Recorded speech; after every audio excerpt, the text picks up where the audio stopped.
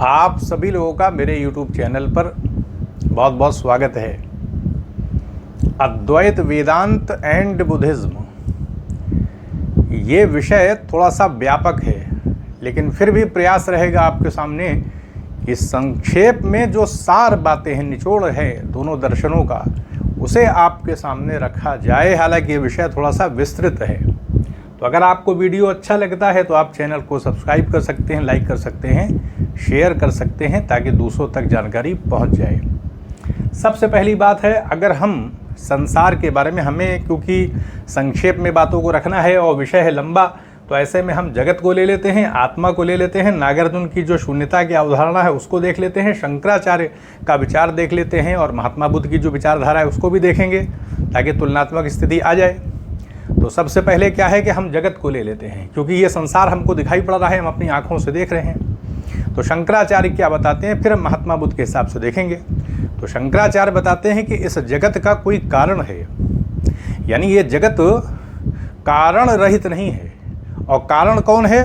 कारण है ब्रह्म। ब्रह्म की सत्ता है, ब्रह्म ने ही इस जगत को माया शक्ति के माध्यम से पैदा किया है।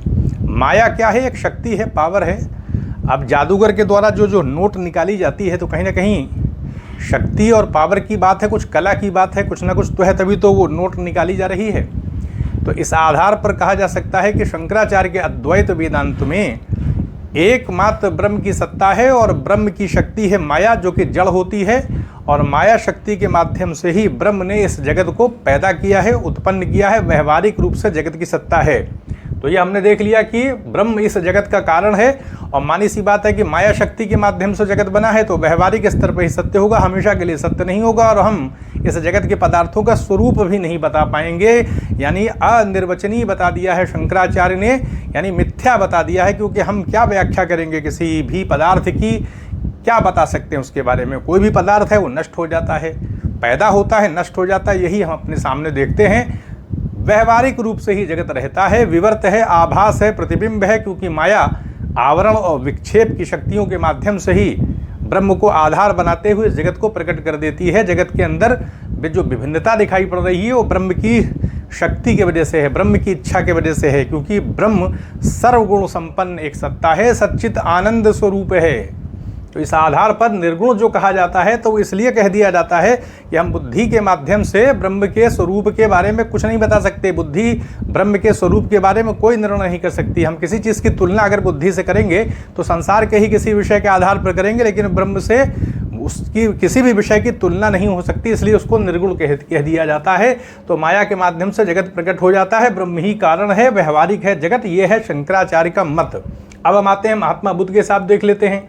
तो महात्मा बुद्ध बताते हैं कि संसार की जो वस्तुएं हैं वो प्रतीत समुत्पाद के आधार पर, प्रतीत यानी अपेक्षा रख करके, समुत्पाद माने उत्पत्ति, जैसे दही की उत्पत्ति होती है तो दूध की अपेक्षा रहती है।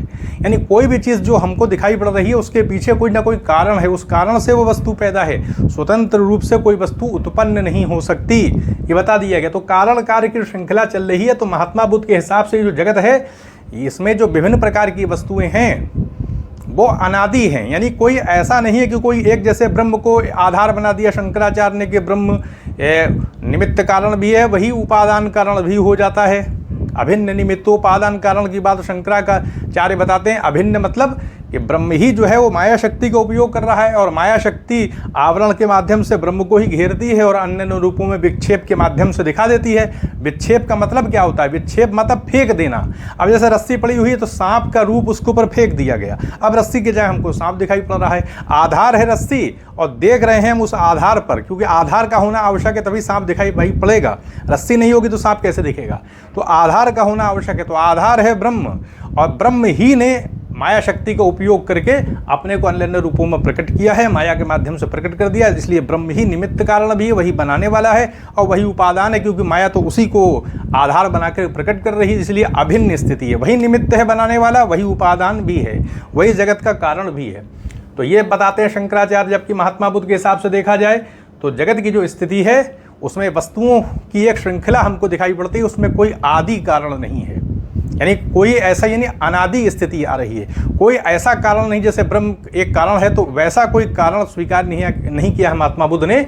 महात्मा बुद्ध कहते हैं कि जैसे बीज की सत्ता है तो बीज से फिर अंकुर होगा, ये श्रृंखला चल रही है कारण कार्य की, बीज उसके बाद अंकुर, अंकुर से फिर वृक्ष, वृक्ष से फिर फल, इसी तरह से तीर के माध्यम से ये संसार की सारी वस्तुएं एक चक्र के अंतर्गत बंधी हुई हैं और इसकी कोई आदि कारण, कोई ऐसा कारण नहीं जो प्राथमिक कारण हो उससे फिर कोई कार्य पैदा हुआ हो और फिर एक श्रृंखला चल गई हो, ऐसा नहीं मानते हैं महात्मा बुद्ध।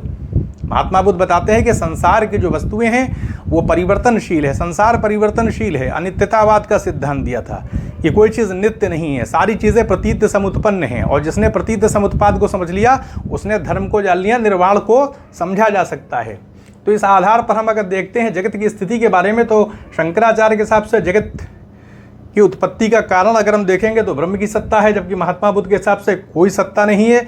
जगत जो है वो एक प्रकार से प्रतीत समुत्पाद के माध्यम से कारण कार्य की श्रृंखला के आधार पर एक चक्र चल रहा है और इसका कोई भी प्राथमिक पहला कारण कोई नहीं है। तो इस आधार पर ईश्वर की सत्ता के बारे में वैसे ही महात्मा बुद्ध ने मौन धारण किया हुआ है। आत्मा को पंच स्कंधों का संघात बता दिया है, रूप वेदना संज्ञा संस्कार विज्ञान। रूप का मतलब हमारा ये भौतिक शरीर और मन आ जाता है, मानी बात मन भी तो है, मन बुद्धि इसी शरीर में है। और रूप के बाद रूप वेदना आ जाती है क्योंकि जब शरीर बन जाएगा तो इंद्रियां भी हैं हमारे शरीर में और फिर हम इंद्रियों के माध्यम से संवेदन ग्रहण करते हैं, सुख दुख की अनुभूति करते हैं, तो रूप वेदना आ गया। अब संज्ञा का मतलब कोई नाम हम देते हैं, कुछ ना कुछ तो हमें ज्ञान की प्राप्ति होती है, तो रूप वेदना संज्ञा और संस्कार आ गया। संस्कार मतलब जो कर्म हम करते हैं उसका एक परिणाम हमारे मन पर अंकित हो जाता है और फिर विज्ञान यानी कॉन्शियसनेस, चेतना, और इसी को हम आत्मा समझ लेते हैं। आत्मा जैसे वेदांत दर्शन में आत्मा को ही ब्रह्म बताया गया, वैसी स्थिति महात्मा बुद्ध स्वीकार नहीं करते हैं। ईश्वर के बारे में मौन धारण कर लिया है, इसमें स्पष्टता नहीं है। तो इस आधार पर हम कह सकते हैं कि महात्मा बुद्ध के हिसाब से जगत का कोई आदि कारण नहीं है, कोई कारण नहीं है और आत्मा को स्वीकार नहीं करते, जबकि अद्वैत वेदांत में शंकराचार्य आत्मा को ही ब्रह्म बताते हैं क्योंकि उपनिषदों में ये विचारधारा आई है, अयम आत्मा ब्रह्म।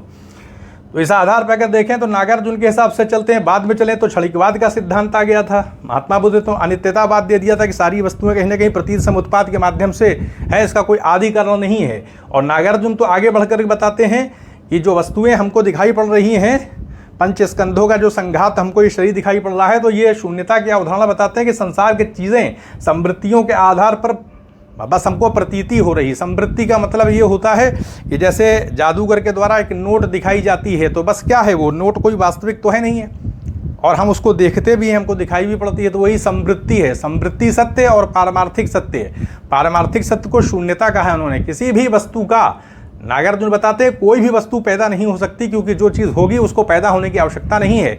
ये उत्पत्ति और विनाश जो हम देख रहे हैं अपनी आंखों से, वो सब क्या है, ये उत्पत्ति विनाश ये सिर्फ व्यवहारिक स्तर पर ही है।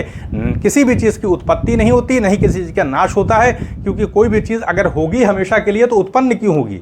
जो चीज़ पहले से ही है उसको उत्पन्न होने की आवश्यकता क्या, उसको दोबारा उत्पत्ति हो जाएगी, और जब उत्पत्ति नहीं होगी तो नाश भी नहीं होगा। तो फिर ये उत्पत्ति और विनाश और नाश की स्थिति कैसे दिखाई पड़ रही है।